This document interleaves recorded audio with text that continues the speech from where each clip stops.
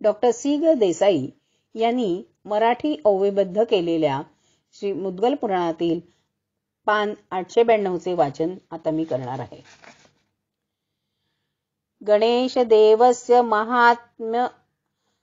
महात्म्यमेतत् यः श्रावयेद्वापि पठेच्च तस्य क्लेशालयं यान्ति लभेश्च शीघ्रं श्रीपुत्रा विद्यार्थगृहं च मुक्तिं. श्री गणेश महिना श्लोक 31. श्री गणेशाचे हे महात्म्य जो दुसऱ्यांना ऐकविल आणि स्वतः नित्य वाचील त्याचे सर्व क्लेश नष्ट होतात आणि त्याला घरदार स्त्री पुत्रादींचे सुख शीघ्र प्राप्त होऊन अंतिम मुक्तीचा लाभ होईल असा ह्या श्लोकाचा अर्थ आहे. श्री मुद्गल पुराणातील स्तोत्रे. श्रीमद मुद्गल पुराणात 9 खंड मिळून 200च्या वर स्तोत्रे आहेत. संकटकाळी देवांनी, मुनींनी आणि शरण आलेल्या असुरांनीही ती म्हटलेली आहेत. या पुराणाचे वैशिष्ट्य हे की ह्यातले राक्षस इतर पुराणात असतात तसे असुर नसून आपल्या चित्तातील भावांना असुरांची नावे दिली आहेत. सर्वसामान्य आयुष्यात आपण कधी रागावतो तेव्हा क्रोध बळावतो, तर दुसऱ्याचा मत्सर वाटू लागला की मत्सरासुराला वाव मिळतो. कधी अंगात मदोन्मत्तपणा संचारतो, तर कधी हे माझे ते माझे असा भ्रामक भाव भ्रम असुर रूपाने प्रगट होतो. मी मोठा, मी शहाणा असा मीपणा म्हणजेच ममासुर अहंकार बळावतो, तेव्हा अहम असुराचा प्रभाव होतो.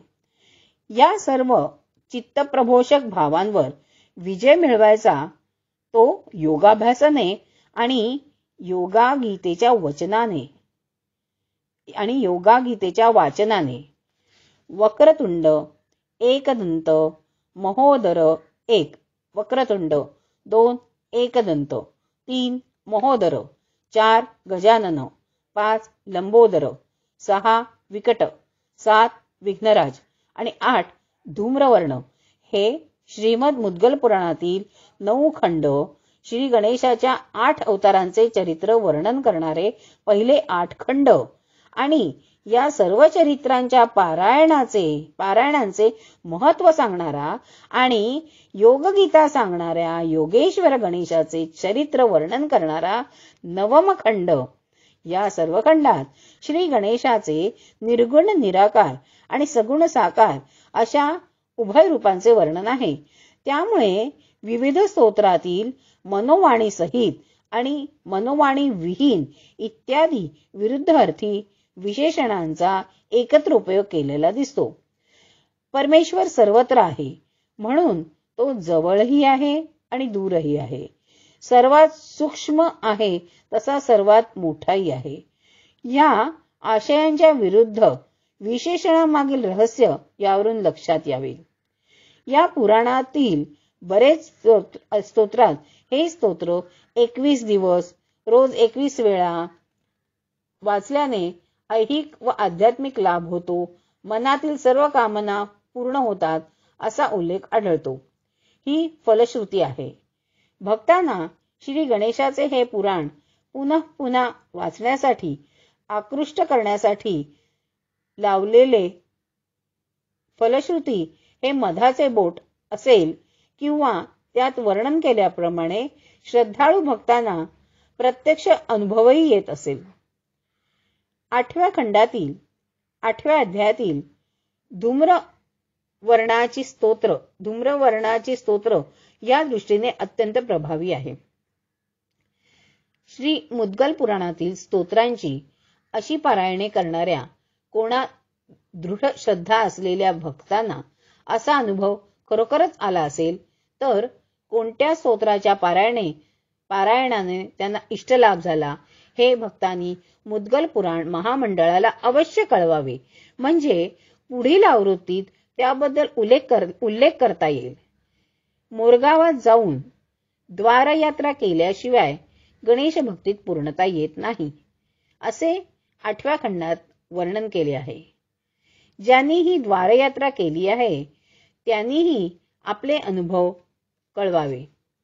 म्हणजे अधिकाधिक गणेश भक्त ही द्वारयात्रा करण्यास प्रवृत्त होऊन त्यांच्या गणेश भक्तीत पूर्णता येईल. भाद्रपद शुक्ल चतुर्थी म्हणजेच श्री गणेश चतुर्थी. या दिवशी फक्त तुळशीपत्र गणेशाला वाहावे.